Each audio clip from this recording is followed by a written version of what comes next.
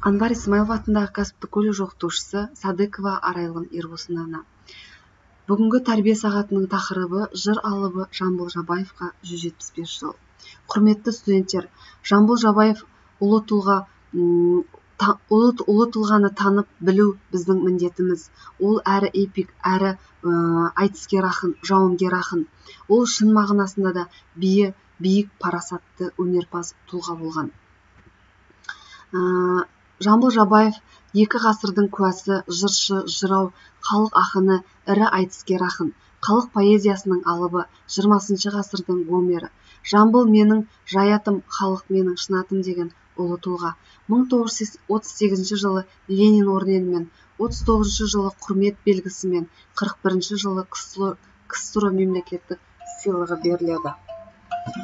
Жамбыл Жабаев қазіргі Жамбыл облысы Мойынқұм ауданы Жамбыл туының етегінде 1846 жылы 28 ақпанда көшпелі кедей отбасында дүниеге келген. Жастайынан өлеңді қолма-қол жанынан шығарып айтатын болған. Қаршадай баланың өнеріне сүйенген атақты Сүйінбай ақын ақ батасын берген.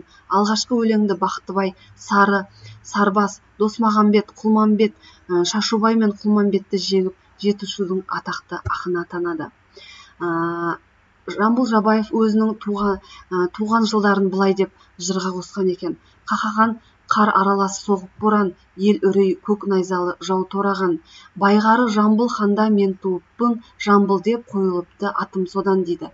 Яғни бұл өлең жолдарынан, яғни балалар бұл жерде Жамбыл Жабаевқа арналған қазақ фильмін көрсеңіздер, Жамбыл Жабаевтың кедей отбасынан көшіп бара жатып, қақаған аязда дүниеге келгендігін көруге болады.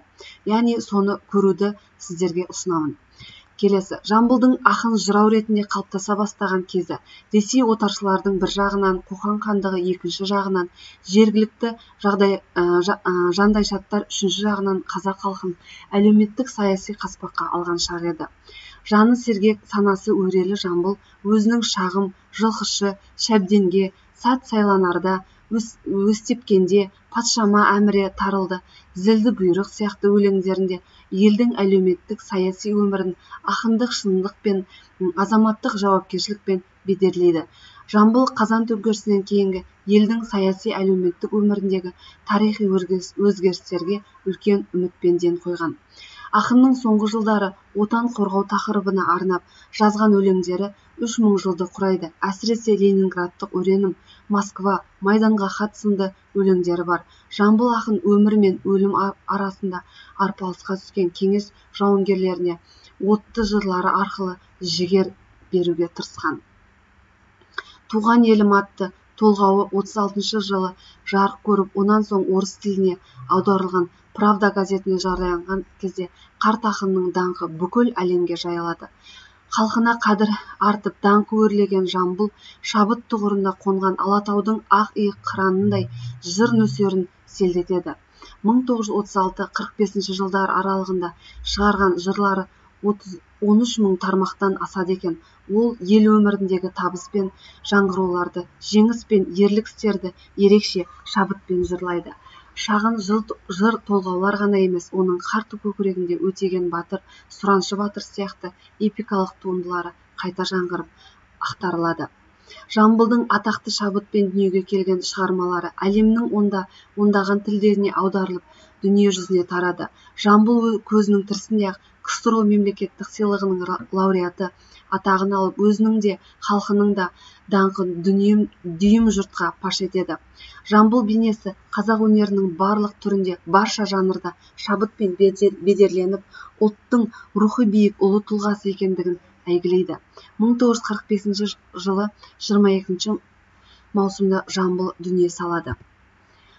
Жамбыл жырлары бұғы-мүйіз, бес мойнақ, қош иісі күншілік жерден аңқып тұрғандай, ақын жырын тыңдаған сайын көк жайлауға әсер аласың. Балаларға арналған мына жырында: балалар амансың ба шырақтарым, майысып көлге біткен құрақтарым, жүрмесем есендесіп тұра алмайсың, ішінен асып кетсе бір аптаның, қонаққа келді міне жамбыл атаң.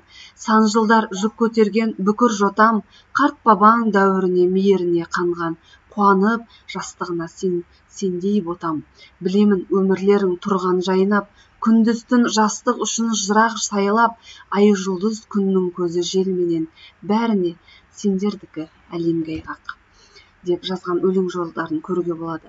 Балама хат деген өлең жолдарынан баласының 41-45 жылдары соғыста болғандығын білуге болады. Хатыңды балам оқыдым, халіңді балам, халіңді білдім сапардан, қуанып саған отырмын, гвардец атанған, сұраншы саурық секілді, болыпсың балам қаһарман, қайтармай жаудың бетіңді, қаптаған қолға қасарған, Ленинградтық өренім, Ленинградтық өнерім, мақтанышым сен едің, Нева өзенін сүйкімді, бұлағындай көремін, көпіріне қарасам, көмкерген су көлемін, өркеш жарасқан шоқылардай дер едім. Деп осы жолда өлең жолдарынан баласының соғыста болғандығын білуге болады. Ұлы Абайдың Алғадай атты баласы сол соғыс жылдары соғыста қаза тауып кеткен екен. Осы өлең жолдардан қабырғасы қайысып баласын жоқтап айтқан өлеңдерінен түні күнге кеткеннен ғали жаңа келдің бе, Алғадайдың мүрдесін жол жөнекей көрдің бе, топырағын торқа боп тыныш ұйықта дедің бе, қалай қиып қалдырдың қартәкеңді еліңде, елжірейді өзегім, ауырады белімде, қаза болып көз елім, хәлім қайын меніңде.